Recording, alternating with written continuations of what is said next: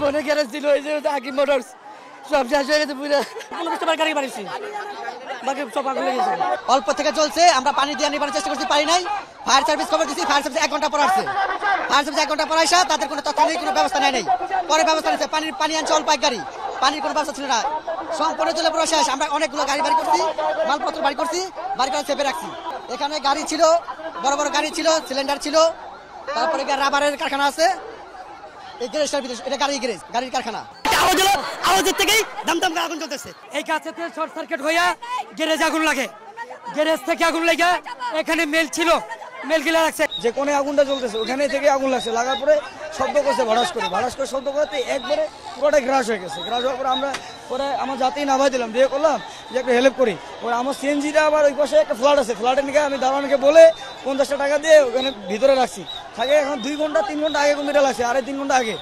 তখন থেকে ভিতরে খালি শব্দ হয়েছে ভাড়ানো হয়েছে গাড়ির ভিতরে যে সিলিন্ডারগুলো আছে এগুলো নষ্ট হয়েছে অনেকগুলো আরও কিছু উদ্ধারকারী আছে আর ভিতরে গেছে আল্লাহ জানে এখন আছে কি না সেটা কি অবস্থা আল্লাহ তালাই জানে অনেক আমার মনে হয় যে অনেক মানুষের ভিতরে চলে যেতে পারে বাবা বুঝছেন এখানে যে পরিমাণ গাড়ির গ্যারেজ রয়েছে এই গাড়ির গ্যারেজের একটারও কোনো মানে এই এলাকাটার পুরো আমাদের কোনো কমপ্লায়েন্স ছিল না সুতরাং এইটার জন্য কিন্তু আসলে অনেক বড় ধরনের দুর্ঘটনা ঘটতে পারত অনেকগুলো সোর্স হতে পারে অক্সিজেন শিখা বললাম তারপরে থিনার পেইন্ট বললাম তারপর সিলিন্ডারের আর বিদ্যুতের শর্ট সার্কিট থেকে হতে পারে সুতরাং এটা এখন বলা যাচ্ছে না এটা তদন্ত সাপেক্ষে আমরা বলতে পারবো প্রথমে হচ্ছে ভিতরে আগুন লাগার পরে এরপরে হচ্ছে যে গ্যাসের সিলিন্ডারগুলো থাকে এবং ওগুলা বিস্ফোরিত হওয়া শুরু করে পরবর্তীতে আমরা টিম খোঁজ পাওয়ার পরে আমরা হচ্ছে এখানে